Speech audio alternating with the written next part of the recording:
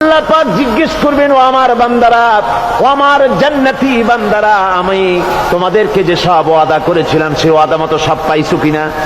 আমি ওয়াদা করেছিলাম আমার জন্য রাত জেগে যদি তাহাজ্জুদের নামাজ পড়ো, নামাজ রোজা হজ যাকাত যদি করো, আমার দিন কায়েমের জন্য যদি আন্দোলন করো, রক্ত যাও, আমার জন্য যদি কষ্ট করো, শহীদ হও, তাহলে আমি তোমাদেরকে জান্নাত দেব। যত ওয়াদা করছিলাম তা পেয়েছো কিনা?